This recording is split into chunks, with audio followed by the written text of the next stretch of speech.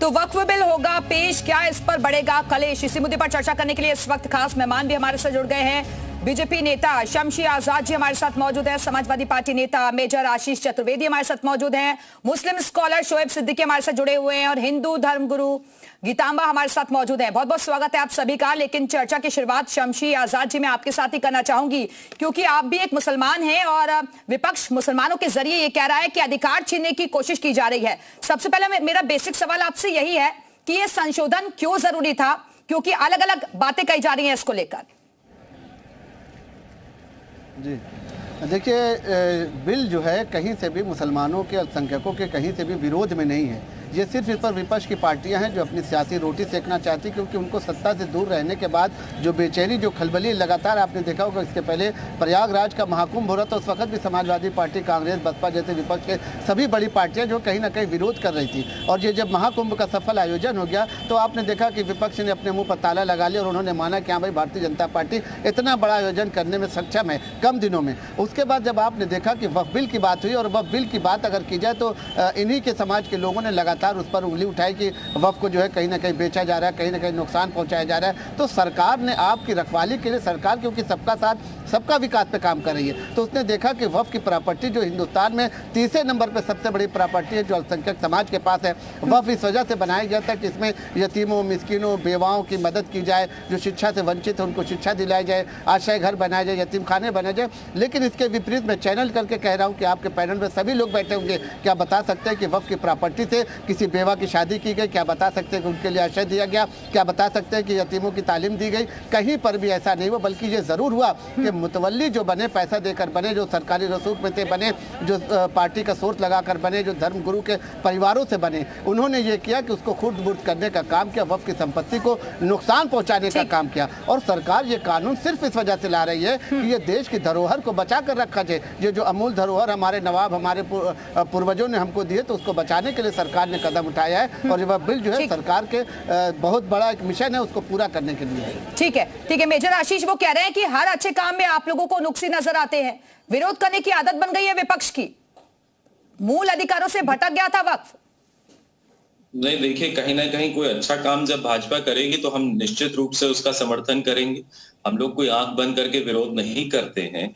हम लोगों ने ये भी देखा है कि कैसे आज तक कभी भी आप देखिए कि रेलवे की जो प्रॉपर्टीज थी, आज से पहले, भाजपा से पहले कभी बिकी? आपने कभी सुना था कि रेलवे प्लेटफॉर्म बिके या रेलवे स्टेशन बिके या कोई ट्रेन बिकी? ये भारतीय जनता पार्टी की ही तो नीति है कि जो इतने सालों में अन्य सरकारों ने बनाया था ये उसे बेच रहे हैं। कभी हमने सोचा था कि दिल्ली का लाल किला जो है वो किसी को लीज पे दे दिया जाएगा? वही मोदी जी के जो परम मित्र हैं जिनको सब कुछ दिया जाता है। आपने कभी सोचा था कि एयरपोर्ट जो है वो कभी लीज पे दिए जाएंगे? कभी जो डिफेंस की जमीन है जिसपे फायरिंग रेंज हुआ करती थी वो भी अडानी और बाकी उन लोगों को दे दी जाएगी? ये कभी किसी ने कल्पना नहीं की थी। हमारी चिंता उसी को लेकर के है कि ये इस चीजों में भी ऐसा करेंगे कि उसे किसी तरीके से एक्वायर कर सकें। जो वक्फ की प्रॉपर्टी होगी उसको ये एक्वायर करेंगे और फिर अपने मन चाहे। शमशी आजाद जी जवाब दे दीजिए। वो कह रहे हैं कि वक्फ की प्रॉपर्टी पर भी पूरी तरीके से नियंत्रण चाहती है सरकार। ये शायद मेजर आशीष चतुर्वेदी ने बिल को पढ़ा नहीं है, बिल के जो कानून है उसको पढ़ा नहीं। इसके पहले भी 2 बार जो है इसमें सुधार किया गया, लेकिन इस बार ये है क्योंकि अल्पसंख्यक समाज भारतीय जनता पार्टी से जो जुटता चला आ रहा है, इसी वजह से समाजवादी पार्टी और अखिलेश चतुर्वेदी जैसे लोगों को जो है, मेजर आशीष चतुर्वेदी जैसे लोगों में बेचैनी है कि ये भोले भाले मुसलमानों को जो है कैसे अपनी तरफ ले रहे हैं। होता ये था कि इसके पहले इन्हीं अल्पसंख्यक समाज के लोगों के हाथों में हमेशा पत्थर दिया जाता था, हमेशा कभी मस्जिदों से, कभी मदरसों से, कभी जुलूसों से इन लोगों ने हमेशा पत्थरबाजी की। अब 2014 के बाद जब मुसलमानों की आंख खुली कि भाई हमने आज तक इनके साथ रहकर अपना किया क्या है, आज तक हमारा पतन के अलावा कभी विकास नहीं हुआ। इन्होंने अगर हमको 5% भी आरक्षण दिया होता तो कम से कम हमारे भी घर परिवार के लोग IAS होते, IPS होते, बड़ी बड़ी पोस्टों पर होते, हम भी कहीं ना कहीं रसूखदारों में होते। लेकिन हमारा इस्तेमाल सिर्फ और सिर्फ वोट के लिए किया गया, सत्ता के लिए किया गया। अब ये जब भारतीय जनता पार्टी की नीति इनको समझ में आई, मोहन भागवत जिससे हमेशा जो है विपक्ष ने डराया कि RSS जो है आपके ऊपर जो दोहरा कानून लागू करेगी, आपको को देश के बाहर भेज देगी। हुआ ये कि इसके बरसक ये हुआ कि मोहन भागवत जी ने जब भी कहीं पर सभा की, जब भी कहीं पर रैली की, तो हमेशा मुसलमानों को गले लगाने शोएब सिद्दीकी, मैं आपके पास आती हूँ, क्या वाकई में इस बिल के फायदे भी आपको नजर आते हैं, या फिर वाकई में ये जो अधिकार छीनने वाला लग रहा है? हालांकि बीजेपी कह रही है कि इससे हक मिलने वाला है गरीबों को, मुस्लिमों को, क्योंकि अभी तक ट्रस्टियों के हाथों में सब कुछ रहता था, मुल्तवियों के हाथों में रहता था, और उसका आमदनी भी घट रही थी लगातार वक्फ की।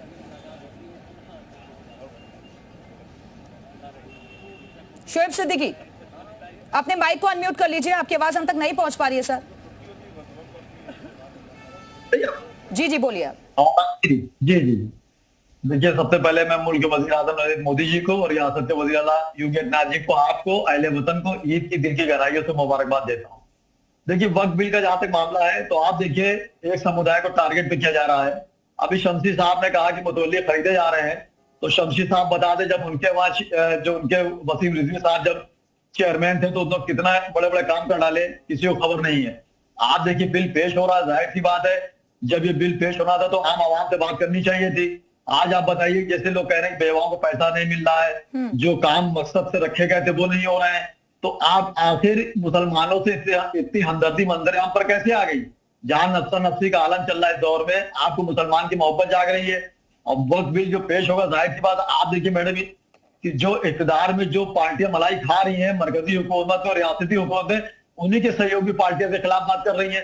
जिस तरह आपने कांग्रेस के खिलाफ बात कर रही है, तो कांग्रेस का मामला जैसे सपा से चल रहा, तो आप इस बात को कह रहे हैं, लेकिन आप बताइए नीतीश कुमार के खिलाफ है, चंद्रबाबू नायडू के खिलाफ है, ममता चली अलग है। नहीं, अब तो सहयोगियों के साथ में गए ना। शमशी आजाद जी जवाब दे दीजिए। वो कह रहे हैं बिना राय मशवरे मुसलमानों से बातचीत नहीं की गई। इनका देखिए, शोएब सिद्दीकी जी को यही नहीं पता है कि भारतीय जनता पार्टी की सरकार जब आई तो सबसे पहले वसीम रिजवी को हटाया गया, जिनके ऊपर आरोप लगे थे, जिन्होंने हमेशा जो धार्मिक उन्माद भड़काने का काम किया, इस वजह से वसीम रिजवी को फौरन हटाया गया। आप वसीम रिजवी के बहुत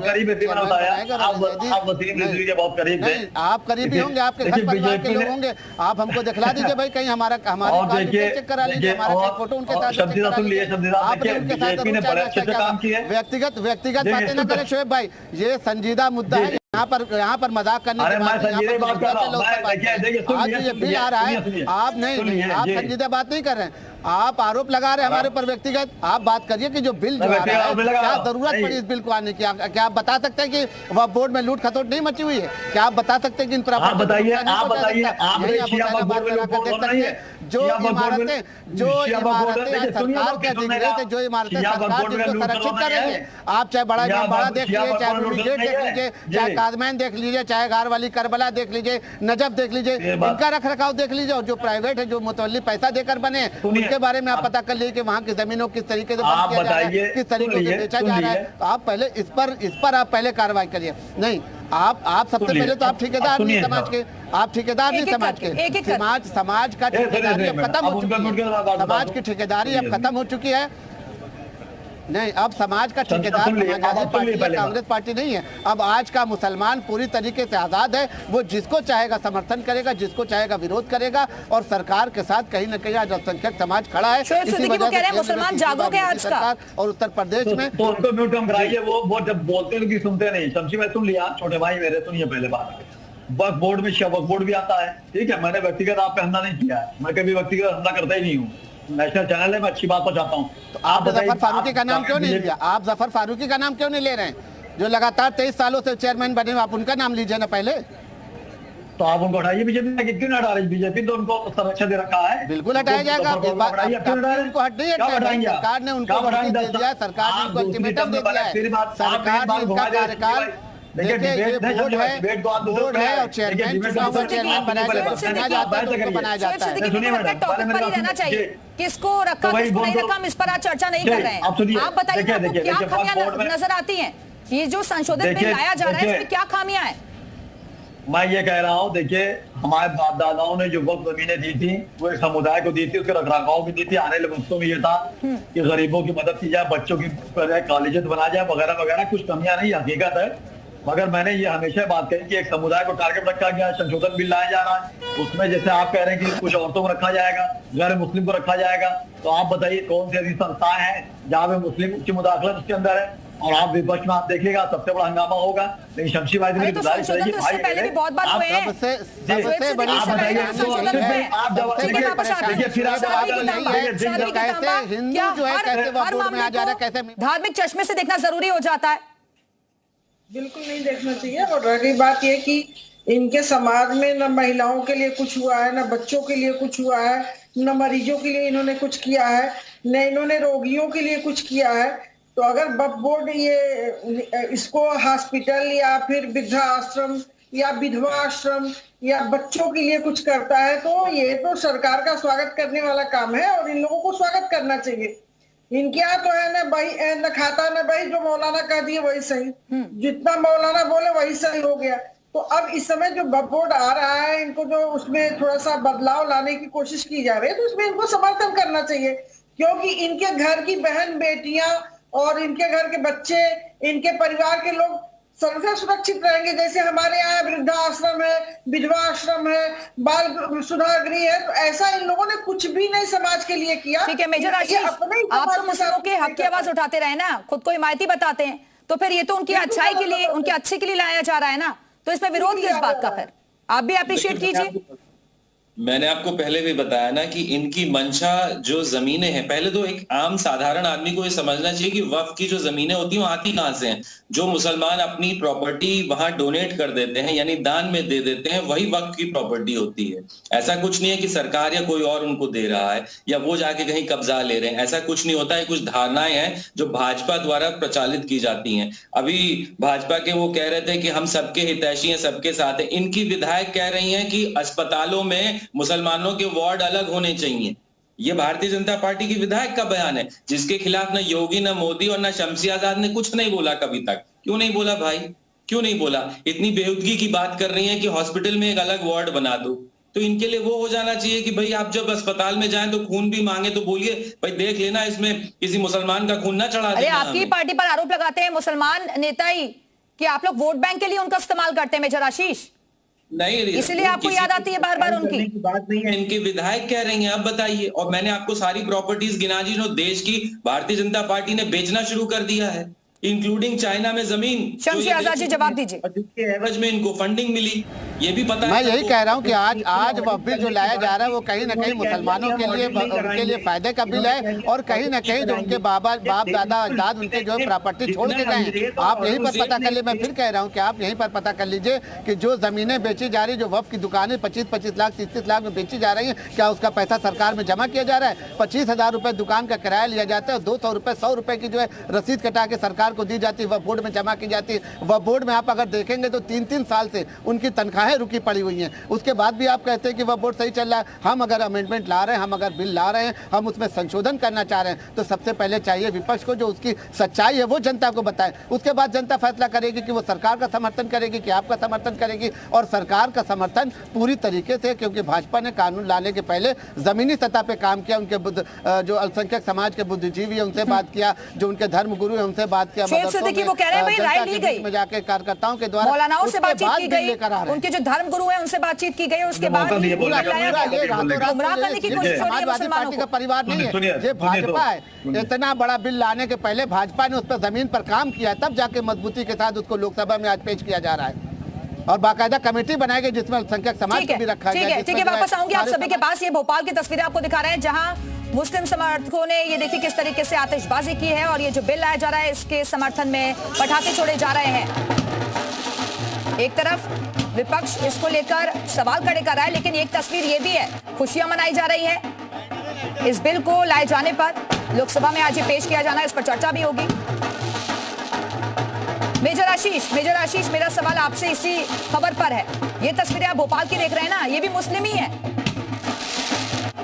ये सब एक प्रायोजित वो है, एक अच्छा, ये प्रायोजित बता दिया आपने? कुछ भी नहीं है ये। हाँ। ये भाजपा द्वारा प्रायोजित एक प्रोपेगेंडा है और कुछ भी नहीं है। शमशी आजाद जी कहां से ले आए आप ये तस्वीर बनाकर, टोपी लगाकर ऐसे लोगों को? इनकी सरकार आने पे 14% टैक्स था, आज 28% है, दुगना कर दिया। सारे टैक्स इनने दुगने कर दिए, तो कौन खुश होगा? ये अपने ही कुछ ऐसे शमशी आजाद जैसे जो पेड वर्कर होते हैं, वो जो घोटाला करके कमाए बैठे होते हैं, वही इनका गुणगान कर रहे होते हैं। पब्लिक तो बिल्कुल त्रस्त है इन लोगों से, नौकरियां है नहीं, सारे टैक्स दुगने हो गए। तो कौन खुश होगा? कौन? शमशी आजाद जी, शमशी आजाद जी, ये जो भोपाल की तस्वीरें देख रही हैं, इनकी बातों से कैसे खुश हो सकता है, मुझे ये बता दीजिए। संभव ही नहीं है। ठीक है। साध्वी गीतांबा, ये भी वही मुसलमान है जो कि इसी देश में रहते हैं।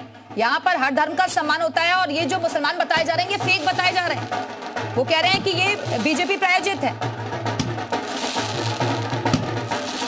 और शोएब सिद्दीकी भी लगातार हमारे साथ बने हुए। शोएब सिद्दीकी, क्योंकि बीजेपी बार बार ये समझाने की कोशिश की जा रही है बीजेपी की तरफ से कि इसमें कुछ गलत नहीं है, अभी तक जो अवैध कब्जे किए गए वक्फ की प्रॉपर्टी पर, उस पर हम प्रतिनिधित्व बढ़ा रहे हैं, महिलाओं को उनका हक मिल सकेगा, बच्चों को उनका हक मिल सकेगा, इंस्टीट्यूशंस में जो हक है वो बढ़ जाएगा। देखिए, मैं एक बात आपसे कह रहा हूँ मैडम, देखिए जब आप मुझे बोलने देती हैं या आशीष मेजर साहब बोलते हैं तो आप म्यूट कर देती हैं, और भाजपा के प्रवक्ता को पूरा मौका देती हैं, और जो बात देती हूँ सर, नहीं है। गलत है। देखिए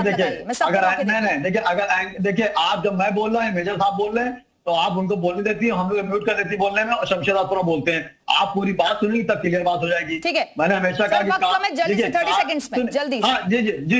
जी काट कर जुबान मेरी कह रहा है वो जालिम, अब तुम्हें इजाजत है हाले दिल सुनाने की। आप बताइए। बिल्कुल, तो संसद में सियासी संग्राम का दिन है, लोकसभा में बिल पेश किया जाना है और 12 बजे ये बिल पेश होगा। फिलहाल इस पर सियासी संग्राम लगातार दिख रहा है। फिलहाल के लिए बहुत बहुत शुक्रिया आप सभी लोगों का हमारे साथ जुड़ने के लिए, और इसी के साथ ही फिलहाल